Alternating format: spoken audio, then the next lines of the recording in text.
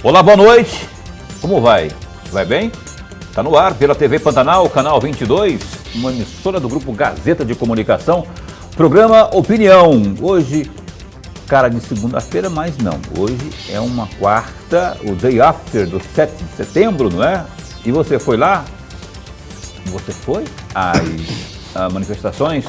Lorenberg, eu e ontem tivemos aqui o doutor Rodrigo Cirineu, advogado. Nós estivemos aqui debatendo sobre o que ocorreu ontem durante a manifestação do 7 de setembro.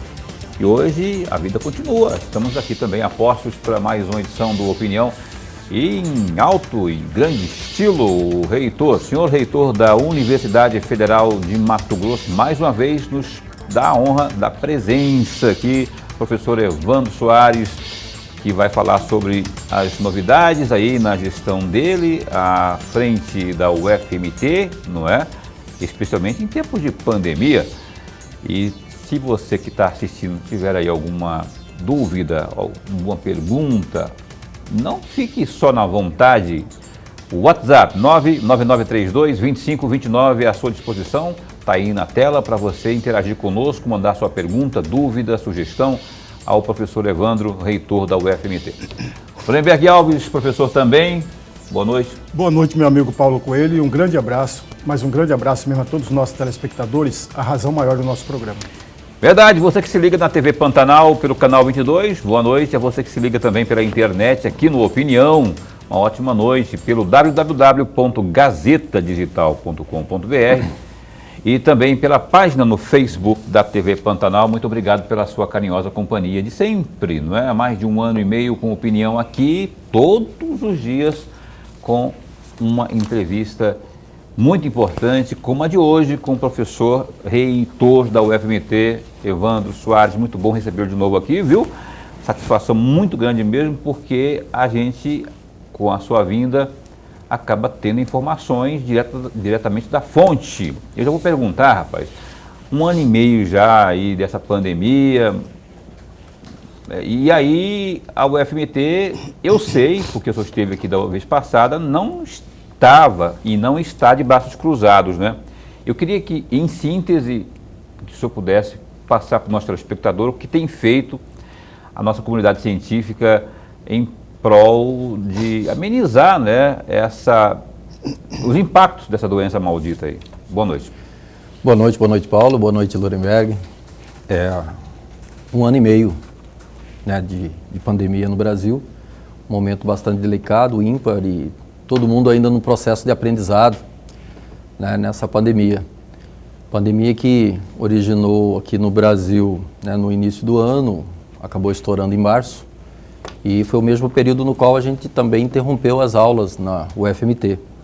E de lá para cá, então, temos aprendido, adaptado, dado uma resposta, principalmente a resposta em que a sociedade tem demandado, seja ela no enfrentamento, né, da pandemia, através de prevenção, combate. A UFMT ela criou já em março um comitê de prevenção e combate à pandemia, onde baliza as ações da UFMT, orienta, né, todas as ações dentro da UFMT. E para a comunidade externa, a UFMT já produziu, né, junto a outros setores, como o próprio governo do estado de Mato Grosso, com o sindicato dos produtores de etanol, né, junto à Fiente, produziu mais de 80 mil litros de álcool em gel, né, onde foi distribuído para escolas e principalmente para hospitais na época, onde havia uma carência no mercado do álcool em gel. A gente não encontrava, e quando encontrava era caríssimo. No começo foi difícil, né? Isso. Outra também questão colocada foi a ausência, né, de máscaras, principalmente aquelas de tecido, não tecido, dupla camada. E aí tivemos também a produção aí de mais de 100 mil máscaras, distribuídas também gratuitamente para toda a população. Outra carência era informações a respeito da Covid-19, né, do tal do SARS-CoV, que ninguém tinha ouvido falar ainda. Muita dúvida, as pessoas não sabiam o que fazer. Em especial as crianças, e aí o UFMT produziu também um material, um livro, explicando, né, o que é isso, uma cartilha. Um livro infantil, né, produzido primeiro em português, depois em inglês, francês, macuxi, diversas línguas, né, onde explicava para as crianças e para toda a comunidade o que vinha a ser o tal do coronavírus, o SARS-CoV-2, o que é a Covid-19, como evitar, como fazer asepsia, como lavar as mãos, como trabalhar de forma profiláctica, né, de forma a evitar, né, a contaminação.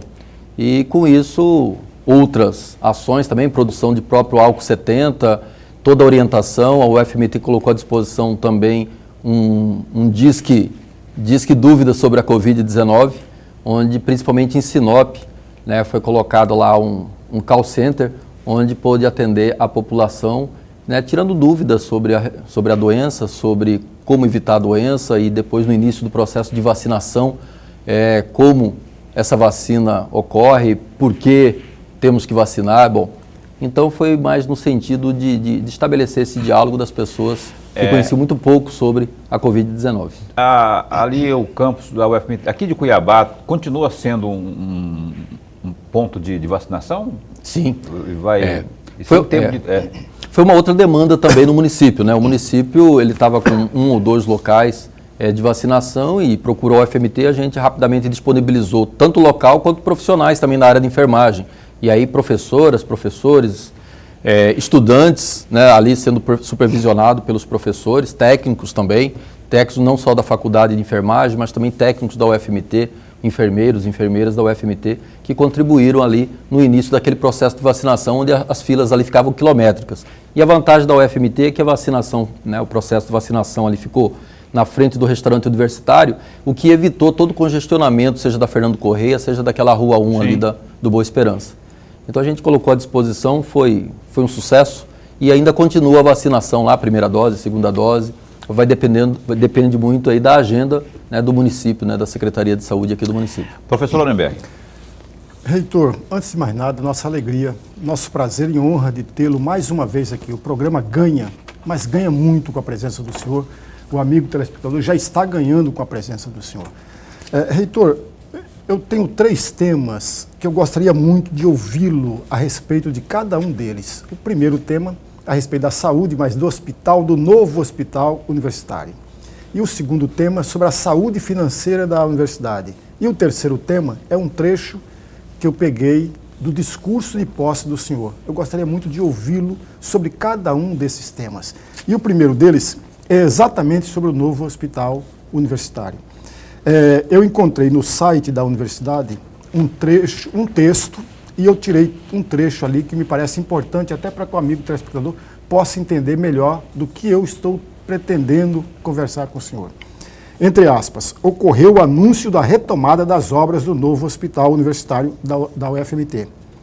Com prazo de 36 meses, a nova unidade contará com 228 leitos de internação, dos quais 63 leitos de UTIs. Além disso, a infraestrutura total também abrange 12 centros cirúrgicos, 85 consultórios, 45 salas de exame, 21 salas para banco de sangue e triagem e outras 53 salas administrativas. Fecham aspas. Eu tenho 3 perguntinhas, reitor, para falar a respeito disso aqui. A primeira delas, eu vou tomar a liberdade e juntar a primeira questão com a segunda, até para dar mais tempo para a reflexão do senhor. Se nós olharmos aqui, de fato, trata-se de uma grande estrutura. Ora, se é de uma grande estrutura, reitor, há um planejamento, há uma ideia de fazer um concurso público para médicos, enfermeiros e para a área do setor administrativo, quando nós tivermos, de fato, em funcionamento o novo hospital? Boa noite, Lorenberg. Obrigado pela pergunta. O Hospital Júlio Miller, ele tem hoje aproximadamente 112 leitos. Isso varia muito porque depende de uma reforma, depende de várias questões, então ele varia em torno de 108 a 118 leitos, dependendo da época. E aí a gente está uma proposta de um novo hospital universitário que vai mais do que dobrar a quantidade de leitos. Né? Um hospital hoje, né, Júlio Miller, que tem um custeio de aproximadamente, o ano passado, foi em torno de 160 milhões em relação a pessoal, todo o custeio, né, luz, água, telefone, internet, insumos, etc., e o capital, né, investimento, compra de equipamentos, etc. E aí nós temos um novo hospital universitário que poderá atender mais que o dobro disso para a comunidade, principalmente de especialidades de alta complexidade, né, que é um custo também mais alto, né, significativo. Além disso, além do atendimento, a função principal, né, da UFMT é o ensino, a pesquisa e a extensão. Então, mais do que o atendimento à população, ali estão estudantes, né, dos cursos de medicina, enfermagem, nutrição, saúde coletiva, dentre outros, inclusive de outras universidades, curso de fisioterapia, que não tem no UFMT, mas tem nas faculdades privadas, que a UFMT abriga naquele hospital no processo de aprendizado, além também das residências, residência médica, enfermagem, multiprofissional. E é claro que para a gente poder dobrar a quantidade, né, de pacientes, ou mais que dobrar a quantidade do atendimento à população, há necessidade também de investimento em pessoal, né, tanto em pessoal e infraestrutura a gente está tendo, porque fizemos aí uma licitação na modalidade RDC e aí a população fica com uma grande ansiedade, né, que a obra comece, mas primeiramente a empresa que ganhou a licitação, ela está refazendo os projetos, está fazendo o projeto executivo, fazendo toda a compatibilização dos projetos para que na hora da execução não tenha problema. Então, muitas vezes a gente acha que está lento, mas a gente já aprendeu que quanto mais tempo se gasta no planejamento e do projeto, menos desperdício, mais eficiente acaba sendo a obra. Então, deve-se terminar o projeto executivo agora no mês de outubro e iniciando a obra agora no final deste ano e uma obra prevista aí para em torno de 36 meses aproximadamente. Então, a gente está pensando em 2024 para 2025 o hospital está operando.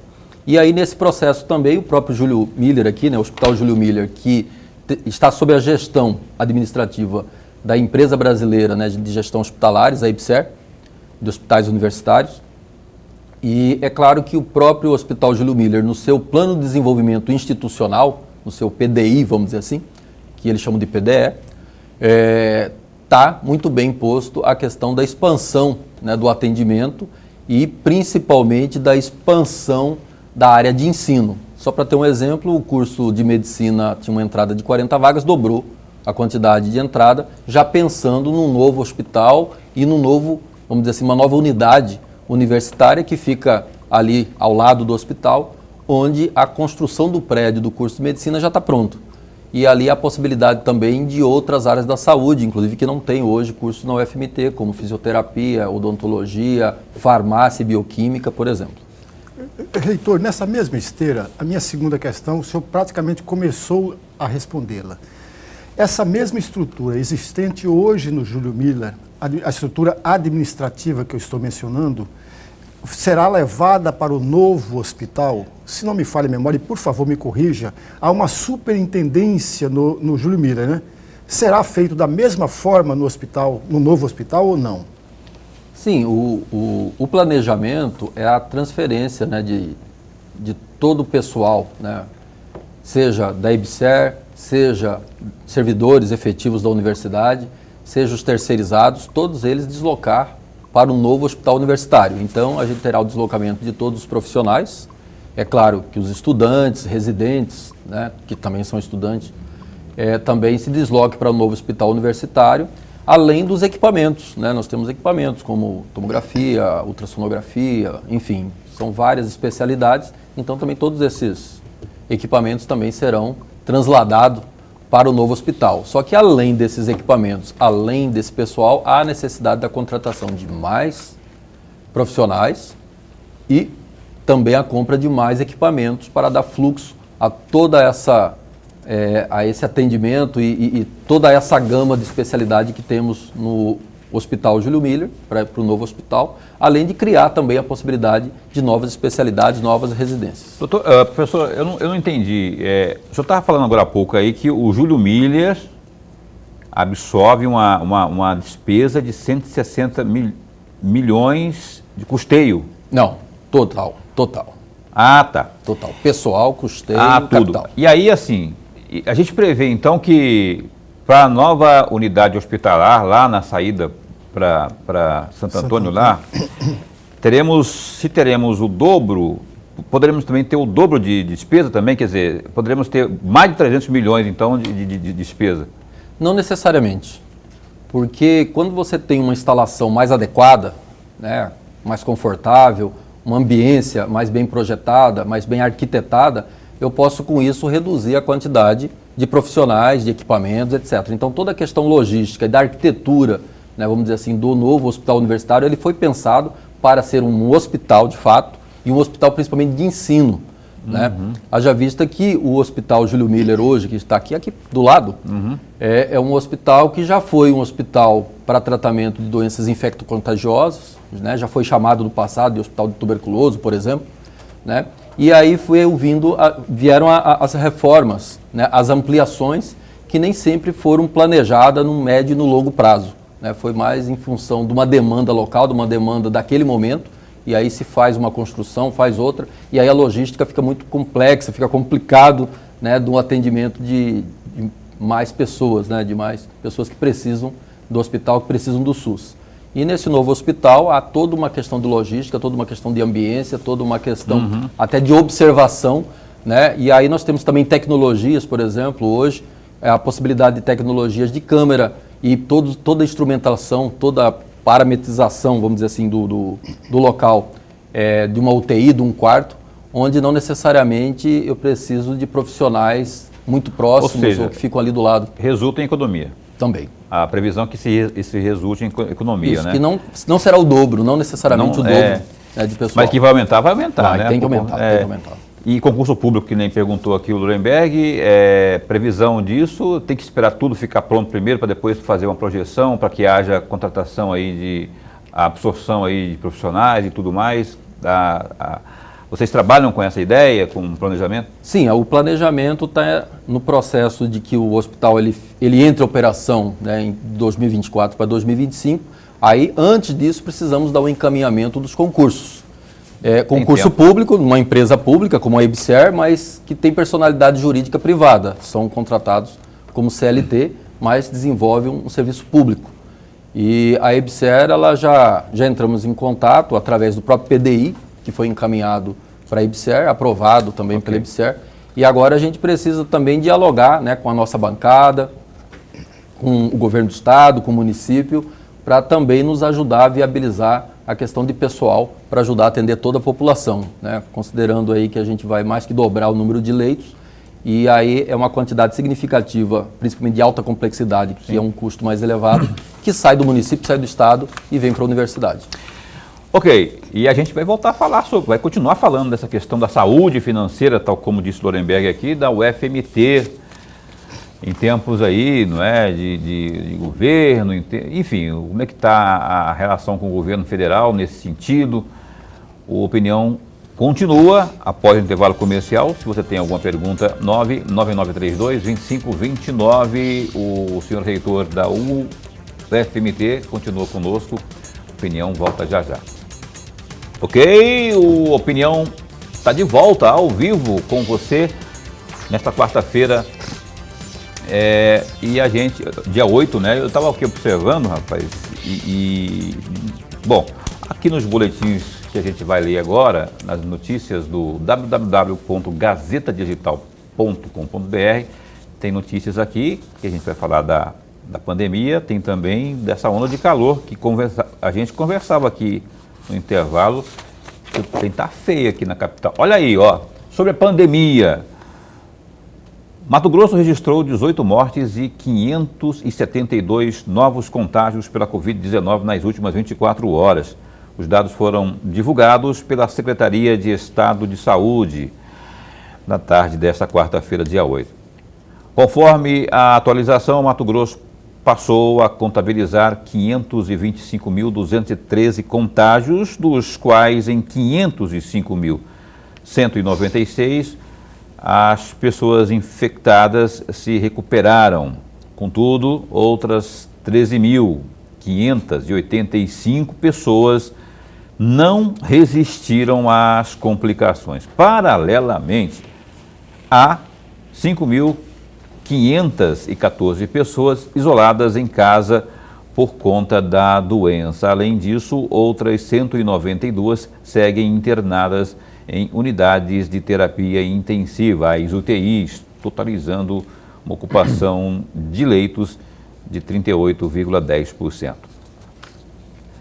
Também aí no Gazeta Digital, Cuiabá foi citada, rapaz, pela terceira vez pelo site internacional Hot Cities, como uma das cidades mais quentes do mundo na tarde dessa segunda-feira, dia 6, ao registrar 40 graus Celsius. Na última terça-feira, dia 7, ou seja, ontem, no feriado da Independência, a capital mato-grossense também bateu recorde de calor.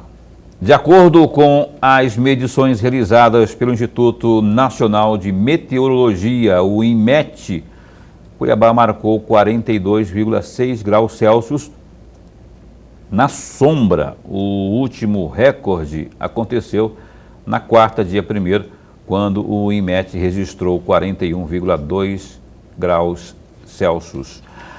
O Instituto prevê ainda mais calor, com termômetros entre 31 graus e 41 graus. Há previsão de chuvas isoladas durante a tarde e também à noite, porém, a umidade relativa do ar está entre 15% e 45%. Também há chances de pancadas de chuva isoladas na quinta-feira, dia 9.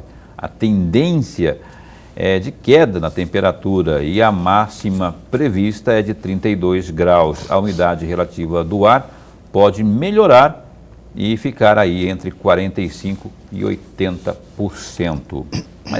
Mais um destaque aí também do Gazeta.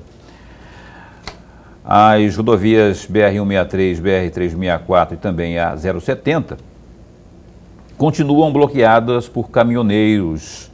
No final desta tarde de quarta-feira, dia 8, o Sindipetróleo, que é o Sindicato do Comércio Varejista de Derivados de Petróleo, Gás Natural e também Biocombustíveis de Mato Grosso, negou desabastecimento de combustíveis no estado. O sindicato prevê ainda que as manifestações dos caminhoneiros não vão durar. O ato é em apoio ao governo do presidente Jair Bolsonaro, em prolongamento aí das manifestações que começaram na terça, dia 7 de setembro. De acordo aí com nota de esclarecimento, o Sindipetróleo está monitorando a situação dos estoques de combustíveis no estado. A grande maioria dos postos, os vendedores, não relata falta de produtos. Inclusive, alguns postos conseguiram receber cargas mesmo com os bloqueios das rodovias. Portanto, o Sindipetróleo está dizendo que não acredita que perdurará esse movimento dos caminhoneiros aí. Estamos, então, retomando aqui a entrevista com o senhor reitor da UFMT, o Evandro Soares, falando aqui das novidades aí da nossa digníssima, querida UFMT. Quem que falou esses dias que fez 50 anos? Você que falou que fez 50 anos esses dias? Não, eu falei ontem 100 anos da academia. Não, mas foi outro dia. Academia de Letras, 100 anos. Academia de Letras. O ano passado, 50 anos. O ano passado foi assim. Falar em 50 anos, como é que está o processo de ampliação dos campos aí pelo interior do estado? Eu sei que havia um cronograma, um planejamento aí na sua gestão. Como é que está sendo organizado isso aí? Bem, a UFMT, ela possui hoje campus de Cuiabá, né? Aqui o campus na Fernando Correia. Nós temos também o campus aqui em Várzea Grande, Chapéu do Sol, que ainda não foi concluído. E esses estudantes estão tendo aulas regulares, né, no campus de Cuiabá. Temos o campus do Araguaia, que são 2 unidades, em Barra do Garças, na cidade do Pontal, e em Sinop, inclusive eu estive lá semana passada. Além disso, é claro que há toda uma demanda de vários municípios desejando a UFMT no seu município. E aí há necessidade de levantar a demanda social, né, do município. Por exemplo, eu estive no município de Lucas do Rio Verde.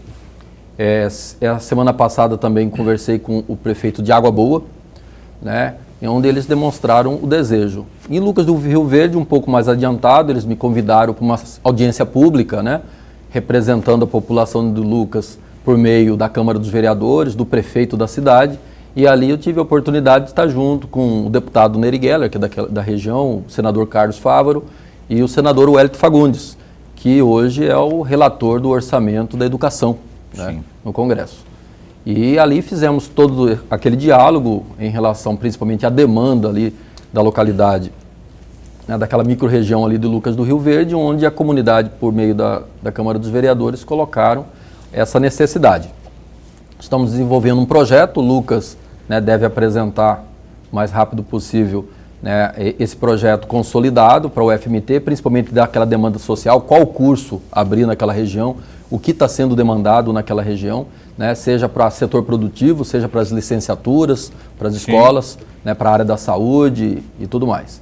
E aí, a partir desse escopo, a UFMT ela faz uma análise, encaminha para os seus devidos conselhos, para que a gente possa observar o que é necessário de recursos, pessoal, investimento, custeio, para que isso possa ser encaminhado para o MEC e encaminhado da seguinte forma, dizer, olha, a universidade tem total interesse de ampliar a vaga, democratizar o acesso ao ensino superior, contudo, há necessidade desse recurso, né, desses recursos, né, pessoal, custeio e investimento para que a gente possa, né, dar prosseguimento do projeto. Só para, ainda nesse ponto aí, professor, entre o desejo daquele município de ter ali um campus da UFMT e a concretização deste desejo aí, passa também pela contrapartida, por ser uma instituição federal, eu não sei como é que funciona isso, né? Mas passa, por exemplo, lá em Água Boa, você falou aí, se a prefeitura disponibilizar o espaço físico, né, o local, funciona assim ou não? Tem que ser uma coisa genuinamente 100% da alçada federal?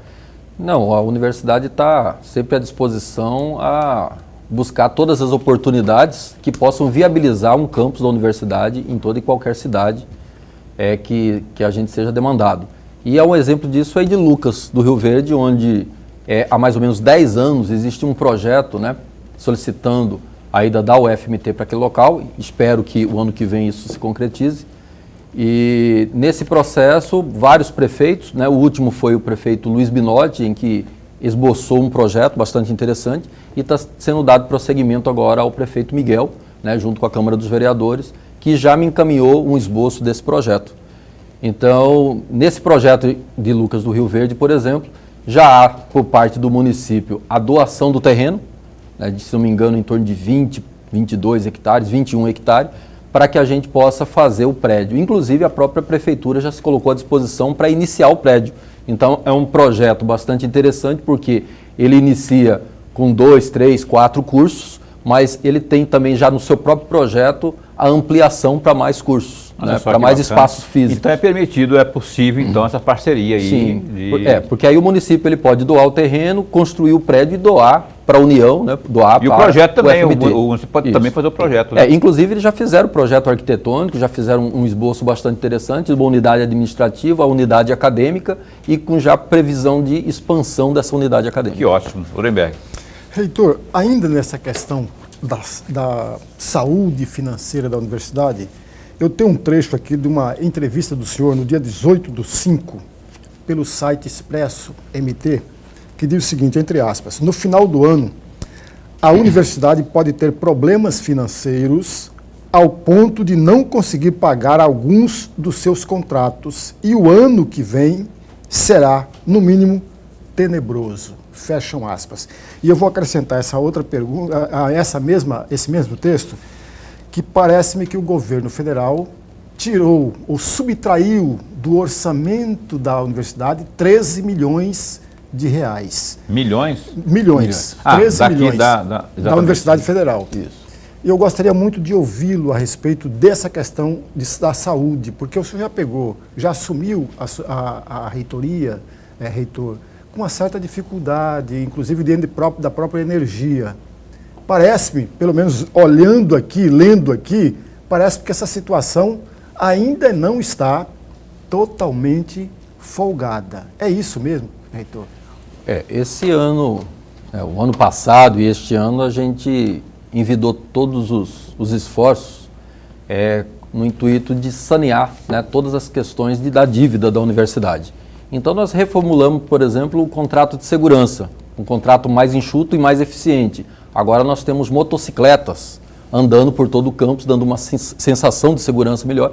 E até eu mesmo ali na reitoria, às vezes eu estou saindo com o carro e eu vejo alguém de moto passando, me acompanhando. Então isso tem melhorado bastante a segurança interna ali do campus. A gente também investiu junto com o MEC, foi um recurso que o MEC descentralizou, para instalação de câmeras de segurança também, né, para dar segurança não apenas no interior do campus, mas também nessa região que circunscreve o campus ali daqui do UFMT de Cuiabá. Será instalado mais de 200 câmeras, será um Big Brother ali. Isso aí também vai ajudar. Isso? A partir de quando? Do final deste ano. A instalação das câmeras? Isso. Vai melhorar bastante demais, né? Muito, significativamente. Vai melhorar muito ali. A gente que passeia por ali, por exemplo, ou que faz aquele percurso por trabalho, por lazer, enfim, ali, já percebe que tem o pessoal que faz a segurança, e com as câmeras então vai ficar muito mais tranquilo. Isso, não só para a segurança nossa, mas também para a segurança dos animais que são abandonados na UFMT, né? Então, os que abandonam os animais da UFMT, que se cuide, quando a gente terminar a instalação dessas câmeras também poderão identificar quem está abandonando esses animais, maltratando esses animais, e identificando e encaminhando para as autoridades. Tem muito disso ainda? Abandono de animais? Ainda tem, infelizmente. Tem média, tem quantidade, assim, para ter uma base, assim? E que tipo de situação que ocorre mais? Infelizmente as pessoas, né, que vão ao UFMT, claro que é uma grande minoria, mas ainda continuam abandonando gatos, né, cães. E por mais que a UFMT trabalhe na saúde, né, desses animais, por exemplo, fazendo ações, seja na questão da alimentação, buscando doadores, junto com a APAN, né, Associação de Proteção dos Animais, a gente tem buscado doadores. Também temos feito processo cirúrgico, né, para que esses animais não procriem mais. Mas além disso tudo, a universidade não consegue vencer, porque as pessoas ainda têm abandonado esses animais lá no interior do UFMT. Né, na esperança dele ser cuidado, de ser adotado, mas isso vai aumentando significativamente a população. Pode falar. Perdão, Paulo. Para o ímpar, vamos para o ímpar. Houve de fato, reitor, esse corte por parte do governo federal de 13 milhões e isso pode dificultar nas finanças da universidade? Sim, e aí desde o ano passado a gente iniciou nesse processo, né, de contenção de saneamento das dívidas, todas as dívidas foram saneadas, a conta de luz está ok. Inclusive, nesse processo de pandemia, como nós não estamos tendo todas as aulas presenciais, agora a gente está no processo híbrido, alguns cursos, como da área da saúde, ou que tem laboratórios específicos, e consegue atender o protocolo, né, do nosso comitê, né, de prevenção e combate à Covid, estão tendo as aulas no laboratório, nas unidades básicas de saúde, no atendimento primário, secundário, terciário, no próprio hospital aqui, Júlio Miller, as atividades são presenciais. Então, a gente está no sistema híbrido e a resolução, né, do nosso Conselho de Ensino, Pesquisa e Extensão permite, né, que se faça esse ensino híbrido. E com isso, a nossa conta de luz, por exemplo, caiu praticamente pela metade. Então, numa previsão aí de 15, 16 milhões, a gente, né, esse ano deve chegar em torno de 8 milhões e meio da conta de energia. Isso é uma previsão. Isso foi o ano passado e com isso a gente conseguiu, além de sanear todas as dívidas, investir por exemplo, em programa de eficiência energética, comprando ar-condicionado novo, classe A, porque muitos ar-condicionados da universidade são de 20, 30 anos, então imagina o quanto... Caixotão ainda, né? Caixotão, gastão, para falar um português, né, mais claro. E nesse processo, além de a universidade investir, junto com a Energisa, a gente fez um programa de eficiência energética, porque existe um dispositivo legal da lei de P&D, onde a Energisa ela pode investir em torno de 0,4% do seu faturamento bruto no programa de eficiência energética. E a universidade entrou nesse programa, foi contemplado pela Energisa e também trocou ar-condicionado e trocou todas as lâmpadas por lâmpadas LED. Além disso, também um programa de microgeração. Até o final desse ano, a gente espera investir em torno de 9 milhões na UFMT em todos os campi, né, aqui no Araguaia, Sinop, Várzea Grande ainda não. E aí isso representa aproximadamente 2,5 megawatt pico.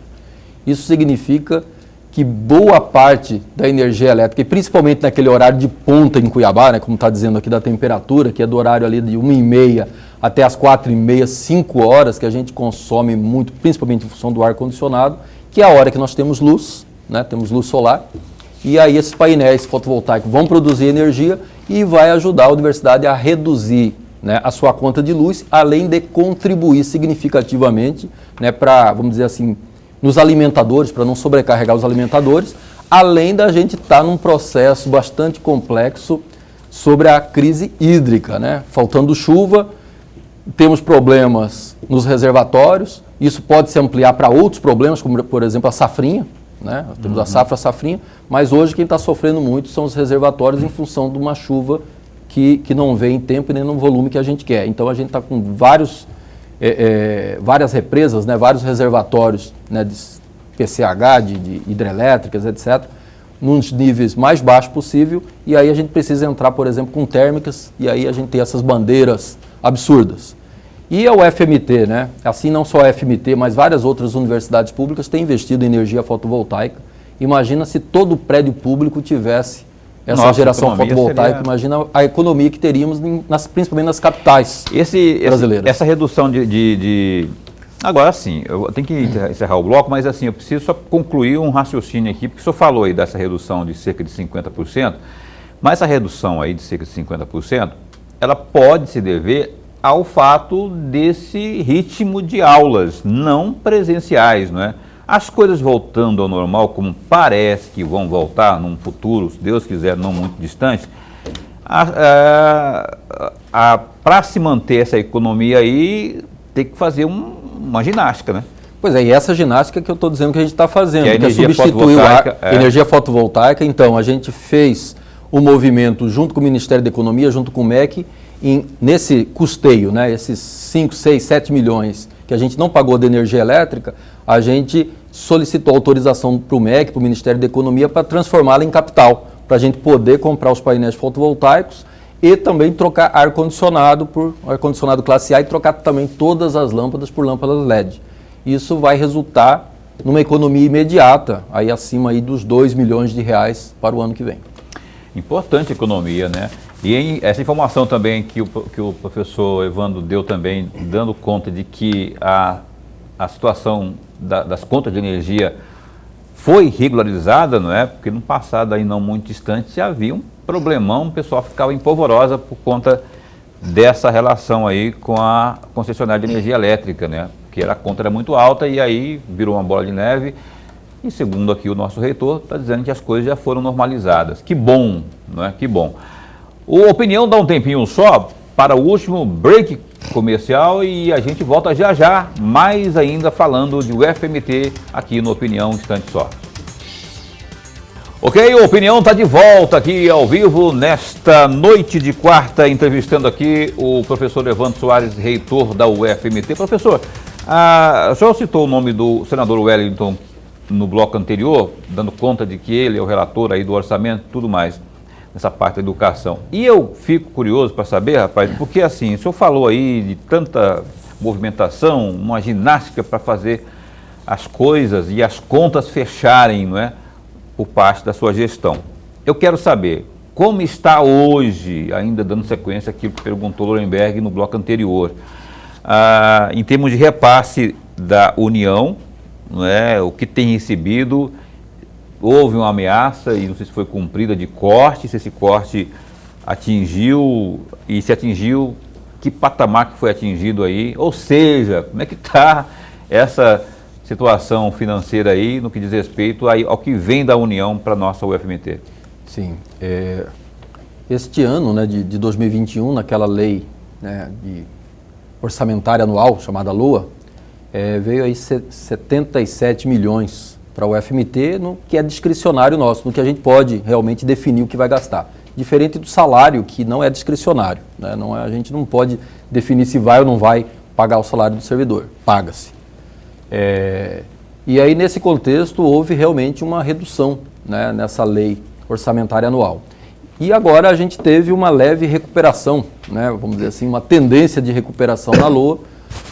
Nós tivemos aí uma pré-LOA, né, um projeto de LOA, né, chamado PILOA, que estava sendo previsto quase aí em torno de 90 milhões agora para o UFMT, um pouco mais, né, 13 milhões aproximadamente. Se isso 22. Realmente... Oi? Isso para 22, por ano que vem? Não, 77 para quase 90. Em torno aí de 13 aproximadamente. Eu sei, mas para o ano que vem. Isso, para o ano que vem. Ano que vem. E aí é claro que nesse contexto a gente está dialogando com a bancada, onde, né, vamos dizer assim, o líder da bancada é o Dr. Leonardo de Cáceres, E aí dialogando no sentido de que se aumente esse volume de recurso na LOA, né, da UFMT, para que a gente possa, o ano que vem, além de todas as atividades que a gente exerce, a gente também possa dar a maior segurança possível, né, no processo de volta às aulas, seja na asepsia, seja no controle, seja no acompanhamento das atividades da UFMT, para que a gente não permita o acometimento da Covid-19. Lorenbeck. Reitor, eu li com muito cuidado, aliás, um belo discurso, fazer o meu elogio, é muito bom o discurso mesmo. Eu tirei um trecho desse discurso e eu gostaria de fazer 3 perguntas sobre esse trecho. Entre aspas, a universidade está aberta a todos, independentemente da origem, raça, sexo, cor, idade e quaisquer outras diversidades e pluralidades. Discriminação ou sectarismo não serão tolerados, seja pela lei, seja pelos valores que trago de berço. A universidade é o espaço pela busca da equidade que se sustenta no contraditório, na liberdade e no debate de posições, de manifestações políticas, sociais, artísticas e culturais. A diferença é fundamental para a construção e para as transformações sociais. Fecham aspas. Eu tenho 3 perguntinhas, mas eu vou fazer 2 juntas para o senhor ter um tempo maior. E aí eu faço a terceira depois. Reitor, o senhor falou que a universidade é o espaço também de manifestações políticas. Como seria esse espaço hoje, diante de uma pregação de que a universidade foi toda ideologizada e toda, entre aspas, contaminada pela esquerda? Essa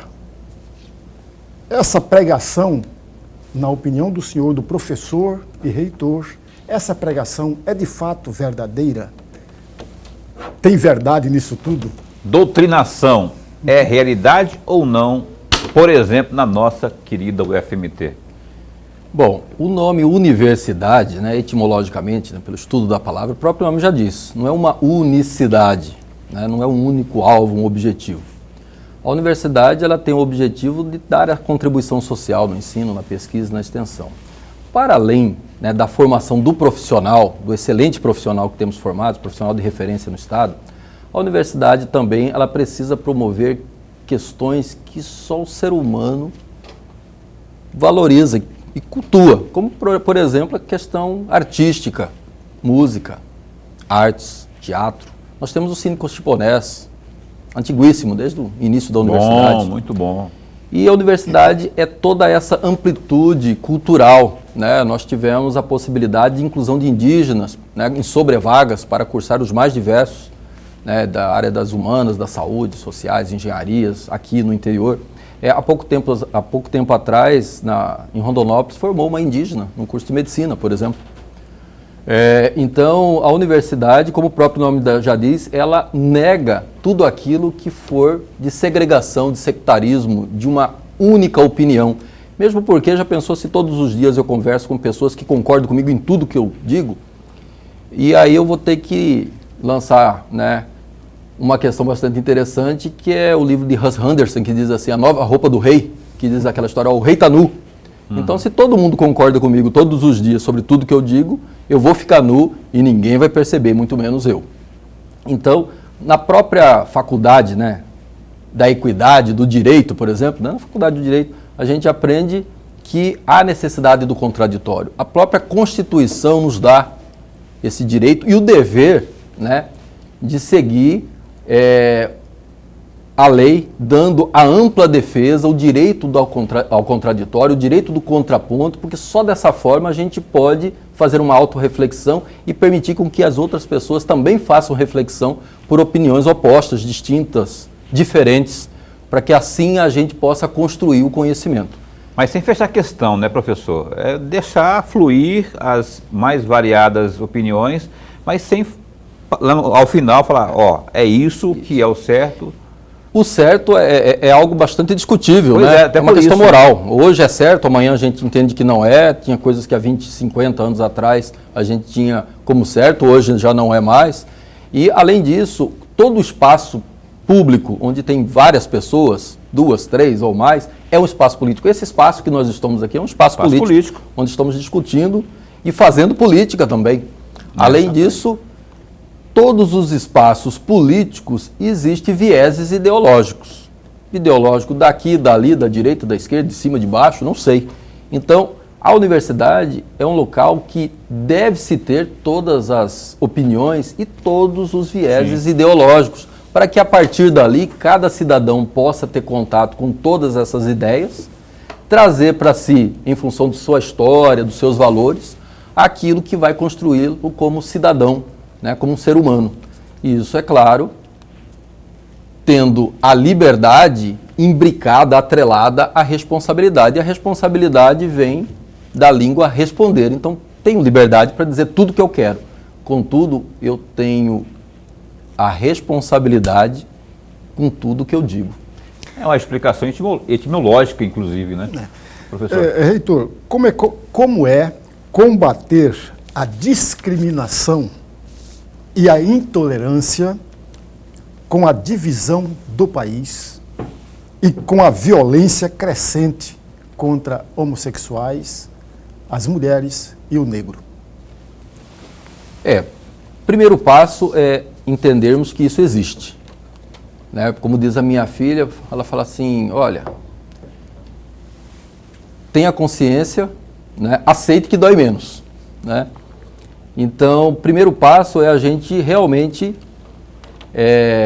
conseguir observar e definir que existe essa discriminação, e são dos mais variados tipos, né? Seja de cor, raça, local, né? E a questão homofóbica é uma questão bastante colocada, a violência contra a mulher, contra o preto, pardo, contra a mulher negra, por exemplo, contra quem vive no bairro A, no bairro B, no bairro C, na periferia principalmente. Então, todas essas discriminações, elas existem. Então, eu acho que é o primeiro passo a gente ter essa consciência.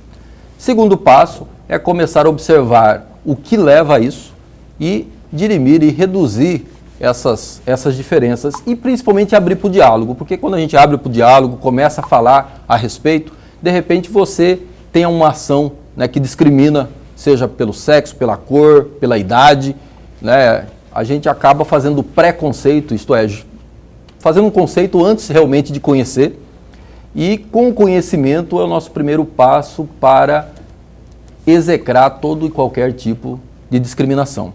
E a universidade também é um espaço para essa discussão, e a universidade ela está sempre na vanguarda, né, dessas discussões. Por exemplo, na universidade há pouco tempo a gente discutia na universidade e muitos diziam que as cotas fariam o nível da universidade pública reduzir significativamente. Não reduziu. Muitos diziam que pretos, pardos e quem vem de escola pública não conseguiria acompanhar. O que eu vejo em muitos cursos é o contrário. Quem vem de escola pública, preto e pardo, muitas vezes no início tem um alto grau de dificuldade, reprovam, tem notas baixas, né?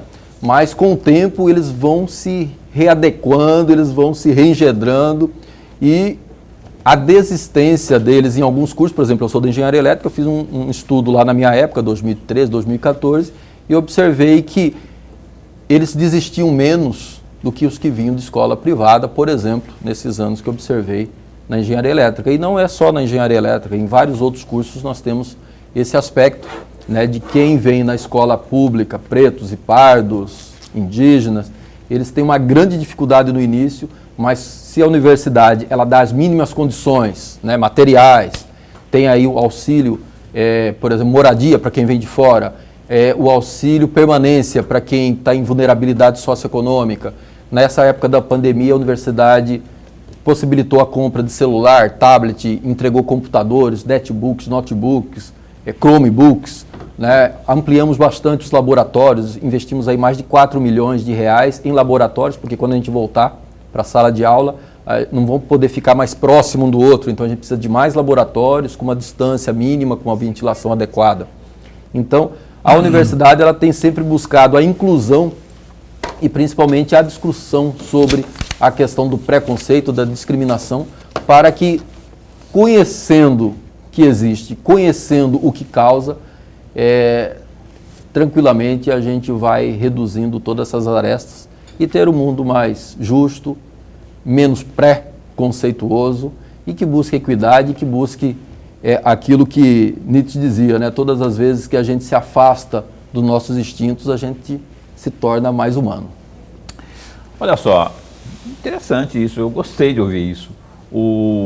Até parece que a gente não sabia disso, né? A gente sabe disso, né? Dessa questão do respeito ali, dos valores e tudo mais, do não pré-conceito, mas aí quando toca no assunto a gente vai estendendo mais a mente e o campo de visão. Eu queria, para encerrar aqui, já que o senhor tocou aí nessa questão do distanciamento, né, nos laboratórios e tudo mais, que o senhor fizesse um comentário para encerrarmos o programa sobre essa retomada gradativa das aulas presenciais. Como que está organizado isso lá por parte da gestão? Primeiramente, a gente suspendeu todas as atividades presenciais, né? Aconteceu tudo remoto, foi encaminhado do Conselho de Ensino, Pesquisa e Extensão. Depois o Conselho de Ensino, Pesquisa e Extensão ele fez uma outra resolução e é importante colocar que a universidade ela tem uma gestão democrática, definido no artigo 207 da Constituição, né? Sua autonomia administrativa, financeira, orçamentária, orçamentária não, mas administrativa, a questão acadêmica também. E lá o que é deliberado na universidade é deliberado pelo coletivo, pelo conjunto, pelos conselhos, né? Nós temos lá colegiados de curso, congregação do Instituto de Faculdade e os conselhos superiores. E o conselho encaminhou, em função, né, de especificidades, principalmente da área da saúde, a possibilidade de aulas híbridas, né? Parte dela fosse feito de forma remota, utilizando tecnologia de informação e comunicação, e outra parte podendo ser presencial, nas unidades básicas de saúde, né, na atenção primária, secundária, terciária, mas também nos laboratórios, onde eu posso ter um laboratório com um espaço, né, de 60, 70 metros quadrados, onde eu coloco ali 8, 9, 10 estudantes e eles podem ficar a mais de 2 metros um do outro e com isso a gente reduzir a possibilidade, né, do acometimento da Covid-19. Além disso, a universidade também tem tomado outras providências, né, em relação principalmente ao retorno, como eu já citei aqui, a questão dos laboratórios, a questão da limpeza, vamos ter que intensificar a limpeza, inclusive de maçaneta de porta, corrimão, né, as asepsias, a disponibilidade de álcool em gel, né, e é claro também, principalmente, a conscientização de cada estudante, de cada professor. Além disso, também a gente está encaminhando a possibilidade da compra, por exemplo, de termômetros, né, para que, se alguém tem algum sintoma, um professor, um técnico, possa lá medir a temperatura e ver se realmente aquele estudante está ou não com algum sintoma de gripe ou qualquer outro sintoma análogo à gripe, para que ele possa ser encaminhado para um setor, para que possa orientá-lo e dispensá-lo das atividades. Então, a universidade ela deve voltar, né, de uma forma gradativa, aumentando a quantidade, né, de aulas presenciais e reduzindo as aulas remotas.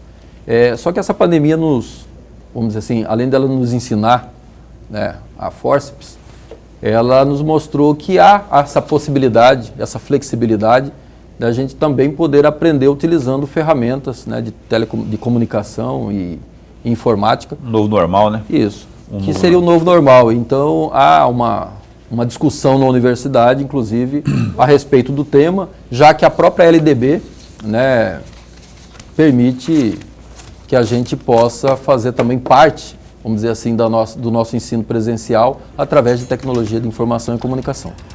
Professor Evandro Soares Silva. Silva ou da Silva? Da Silva. Da Silva. O professor Evandro Soares da Silva, reitor da UFMT, esteve conosco aqui. Eu quero agradecê-lo, viu? Porque sempre que o senhor vem aqui, é literalmente uma aula que a gente tem, porque além das informações, evidentemente, que a gente sempre está atrás. E essas hoje foram preciosas aí, e esse espaço está sempre a postos para bem informar. Muito obrigado por ter vindo. Eu que agradeço, e aí, terminando aqui, respondendo para o professor Lorenberg, a universidade, acredito que a universidade seja tudo aquilo que o senhor colocou, que eu também pronunciei no meu discurso, e isso não seja apenas no discurso, mas na prática, da gente buscar o relacionamento com os movimentos sociais, com os pequenos produtores, mas também com os grandes players, os grandes produtores, né? A gente possa trabalhar junto com o MST, mas possa trabalhar junto também com a Fiente, com a Famato, com a Crimate, com a Crismate, isso atendendo toda a população indistintamente, que é esse, né, a função precípua da UFMT. Ok, professor Evandro Soares, reitor da UFMT, muito obrigado por ter vindo aqui. Obrigado também a Selma, a minha querida professora Selma, assessora de comunicação lá da UFMT, da presidência, né? O marido dela, o Chibo Joilson, meu amigo também, cinegrafista de primeira. Saudade, nossas matérias, viu, Chibo? E Lurenberg Alves, amanhã a gente se encontra, né? Até amanhã. Amanhã a gente entrevista ao vivo, às 7h30 da noite, o prefeito de Cuiabá, Emanuel Pinheiro. Não vai perder. Seu bairro, sua rua, como está a cidade? Participe, interaja conosco. Emanuel Pinheiro, hein? Ao vivo, às 7h30, nesta quinta, aqui na TV Pantanal, uma emissora do Grupo Gazeta de Comunicação. Até lá, fica bem, fica com Deus também.